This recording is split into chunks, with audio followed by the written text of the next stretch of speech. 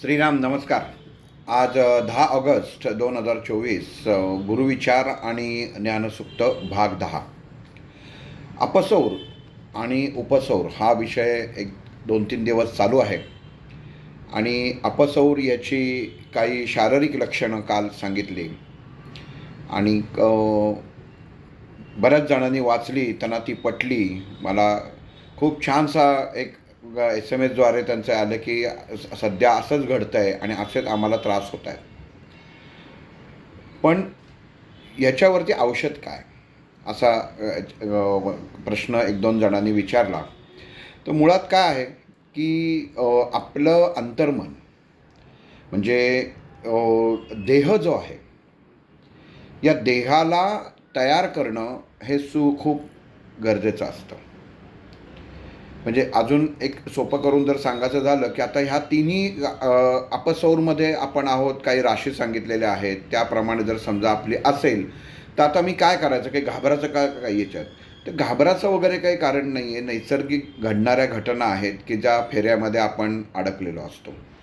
एक सोपं कायम लक्षात ठेवा, जहाजामध्ये किंवा विमानामध्ये प्रवास करत असताना एखादं विमान कोसळतं किंवा जहाज डुबतं, तेव्हा सगळेच काही साडेसाती असलेली माणसं त्या जहाजात किंवा विमानात प्रवास करत नसतात.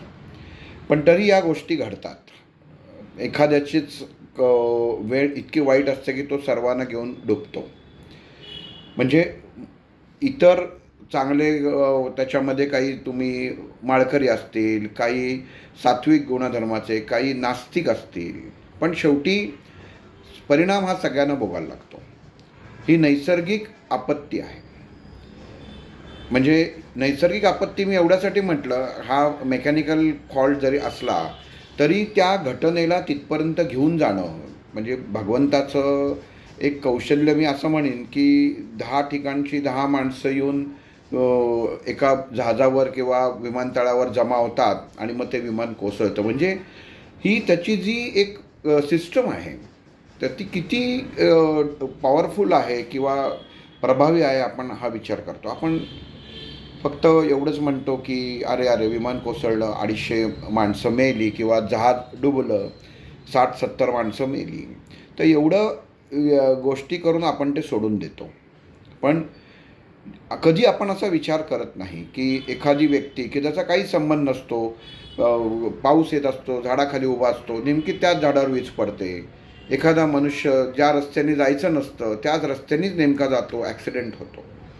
ही असे अनेक प्रसंग मनुष्याच्या जीवनामध्ये रोज घडत असतात. आपण एखादी खाण्याची ऑर्डर वेगळी देतो, आपल्याला येतं वेगळं, किंवा तिखट पाहिजे असेल तर गोड येतं. म्हणजे ह्या सर्व ज्या गोष्टी आहेत, तर ह्या सर्व गोष्टी अपसौर या घटनेच्या मध्ये सुद्धा येतात. पण ही अपसौर घटना आपल्या देह आणि मन ह्याच्याशी निगडीत आहे. आता हा जेव्हा माझा क्लास चालू होता आणि ह्या विषयांवरती अभ्यास चालू व्हायचा किंवा आपण म्हणायचो, तेव्हा सोप्यात सोपं त्याला काय प्रतिबंध एखाद्या गोष्टीला करता येईल, की जसं आता पावसाळा आला की आपण पाणी गरम करून पितो. आता लोकांकडं फिल्टर्स आलेले आहेत की ते त्याच्या थ्रूच पाणी पितात. तर पण जुन्या काळी फिल्टर्स नव्हते, मग पाणी गरम करून प्यायचो, तुरटी फिरवून प्यायचो. मग ह्या सर्व ज्या गोष्टी आहेत, तर ह्या शास्त्राला धरून होत्या. म्हणजे एक आपण जर विचार केलात की पाणी गरम केलं की तर त्यातले जीवजंतू मरायचे, पण आपण ते पाणी प्यायचो. आपल्याला डोळ्यानं दिसायचं नाही, पण ते आपण पाणी प्यायचो. विश्वास की मी पाणी गरम केलेलं आहे, पाणी उकळून पितो आहे. गढूळ पाणी असेल तर तुरटी फिरवायचो, ती माती खाली बसायची, मग ते आपण पाणी वरचं प्यायचो. म्हणजे ह्या सर्व गोष्टी नैसर्गिकरित्या आपल्या भोवती होत्या, ज्या आपण लहानपणापासून प्रत्येकानेच अनुभवल्या असतील. तसंच एक सुंदर गोष्ट आहे की आपण आपल्या देहाला रोज प्रोटेक्शन देऊ शकतो. रोज म्हणजे इतकी सोपी गोष्ट आहे. आणि आपण अंघोळीला जातो. वास्तविक आता गंमत बघा कशी आहे की अंघोळ म्हणजे एकदा वैद्यराजांकडे मी गेलो होतो आणि दुपारी गेलो, म्हणजे 4-4:30 वाजता ते खाली औषध तयार करतात, तेव्हा मला त्यांनी बोलवलं आणि मला थोडंसं जायला 4 वाजता बोलवलं होतं. एक 15-20 मिनटं उशीर झाला आणि त्यावेळी मी आंघोळ करून गेलो. सदाशिव पेठेत राहायचो ते, आणि मला म्हटले की केस ओले आहेत का? तर म्हटलं नाही, एवढं ओले नाही आहेत, पण आत्ता आंघोळ करून आलो. तर बरं, मला म्हटले कोणाला पोचवून आले? बरं, शब्द नीट ऐका.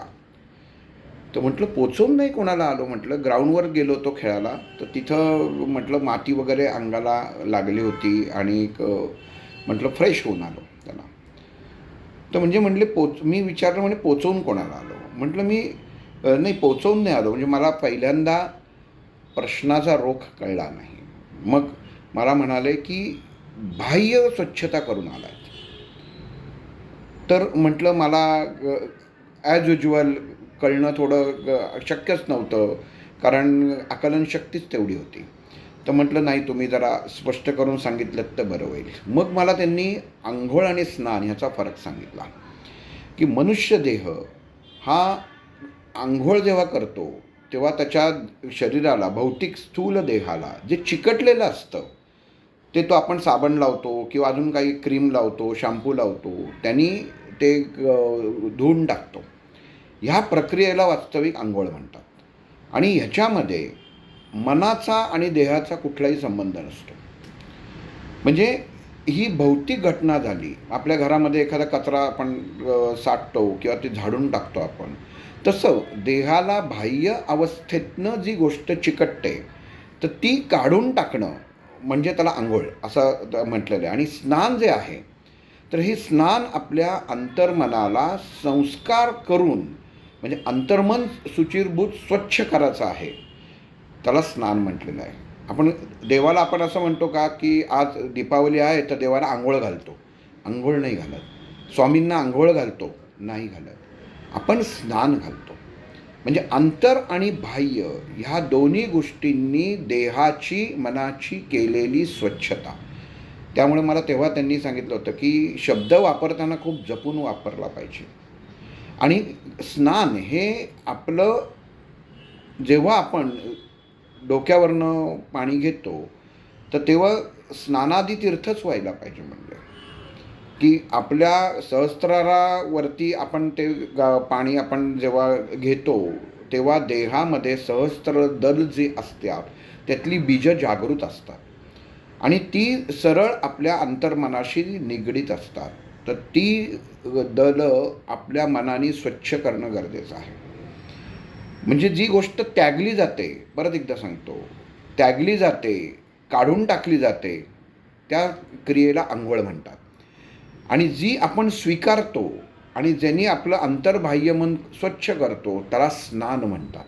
म्हणून देवतेच्या ठिकाणी, आपल्या रोजच्या ठिकाणी हा शब्द उच्चारताना खूप जपून वापरावा, की आपण अंघोळीला चाललो आहे का स्नानाला चाललो आहे. तर आपण कधीही जा, पण ते स्नानाला गेलं पाहिजे, कारण विचार हे तिथंच आपण सोडून आला पाहिजे.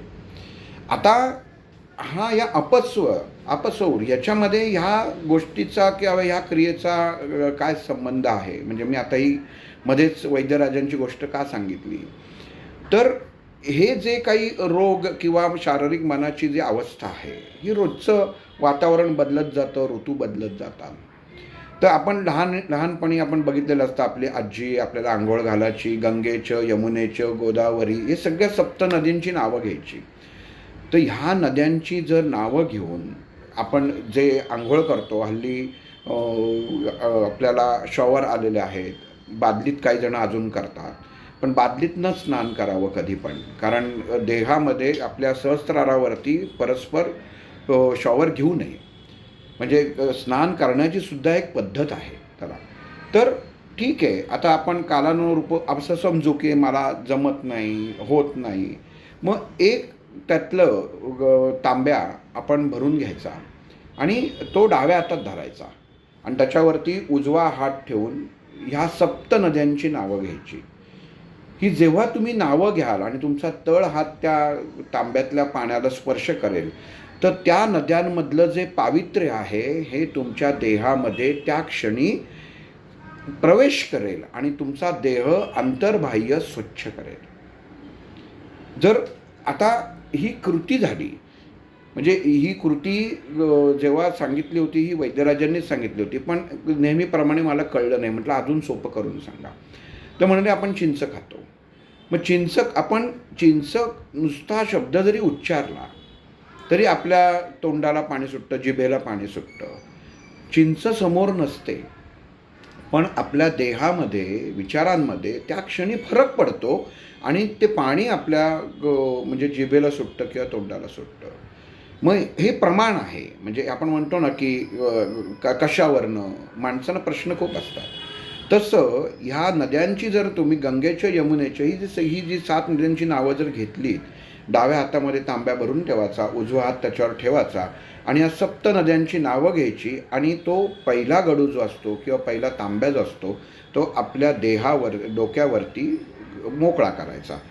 हा एवढी कृती जर तुम्ही केलीत ना तर तुमच्या देहातला पंचतत्व बदलणार आहेत. म्हणजे इतकी सोपी कृती आहे. आता काही जण म्हणते ना आम्हाला 7 नद्यांची नावंच माहीत नाही. म्हणजे किती सोपं करून ठेवलेलं आहे की मला 7 नद्यांची नावं आपल्याला माहिती असतात की होऊन जातात. आपण मराठी माणसं आहोत की होऊन जातात, पण तरी मला माहीत नाही आहेत. मी एखाद्या नदीचं नाव विसरतो, तर आता काय?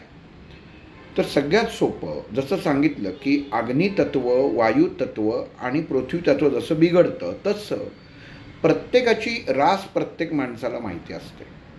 तर त्या राशीचा जो स्वामी असतो त्या स्वामीचं नाव घेऊन तुम्ही ही कृती करू शकता आणि स्नान होईपर्यंत त्याचं स्मरण करू शकता. आता माझी कर्क राशी म्हणजे बृहस्पती माझ्या राशीचा स्वामी आहे.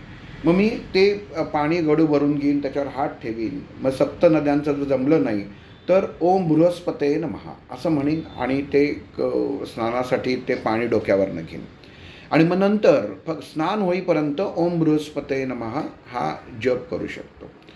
बऱ्याच जणांना सवय असते की ते आंघोळ करताना, आंघोळ मी परत शब्द मुद्दावून वाचरलं की बाह्य स्वच्छता आणि स्नान करताना मंत्रस्तोत्र म्हणायची सवय असते.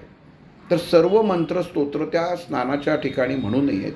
काही विशिष्ट गोष्टी असतात ह्या तुम्ही आपल्या, जसं आपण पाण्याने त्या गोष्टी आपण मोकळ्या करत असतो आणि तेव्हा त्याच्याबरोबर त्या पावित्र्य असलेल्या गोष्टी आपण करू नये असं खूपदा म्हणजे वैद्यराजांनी पण सिद्ध करून दिलेलं आहे की आपला जो स्वामी आहे म्हणजे राशीचा स्वामी आहे हा आपल्याला क्षणोक्षणी मदत करत असतो आणि हा आपला सगळ्यात मोठा एक आपण व्हॅक्सिन म्हटलंत ना तरी चालेल की कुठलाही त्याच्यामध्ये जर तुम्हाला आधार नसेल तर आपल्या राशीचा स्वामी आपल्याला त्याच्यामधनं तारून देतो.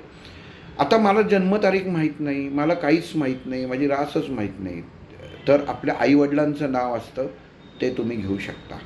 कारण मातृदेवोभव पितृदेवोभव, तर यांचं हे सुद्धा तारणहार होऊ शकतं. मग अपसौर ह्या घटनेमध्ये जर तुम्हाला ह्या परिणामांपासनं म्हणजे त्याचा जो परिणाम देहावरती, मनावरती होतो, जो कमी करावासा वाटत असेल तर आजपासनं ही कृती करून बघा. आज ज्यांची स्नान झालं आहे त्यांनी उद्यापासनं करा, पण ही कृती करून बघा. तुमच्या नुसत्या म्हणजे शारीरिक नाही तर मानसिक अवस्थेमध्ये सुद्धा बदल घडतो.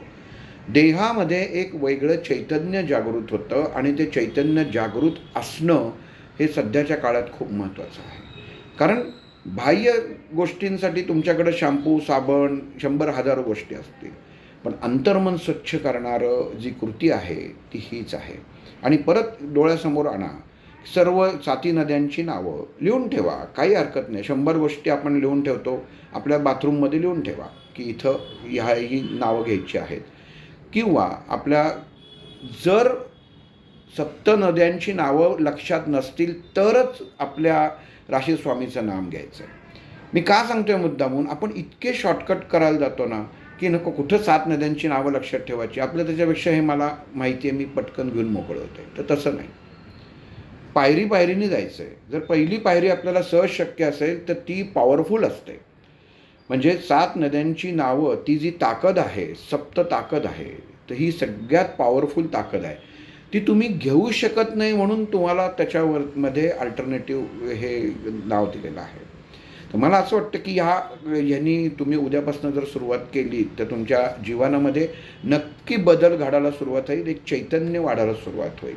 नुसतं चैतन्य वाढतं माता भगिनी त्याचा त्यांना हेही कळेल की आपण घरामध्ये जे अन्न शिजवतो त्या शिजवलेल्या अन्नामध्ये सुद्धा बदल फरक घडतो. आज इथं थांबतो. पुढील भागामध्ये नवीन विषय बघू. श्रीराम.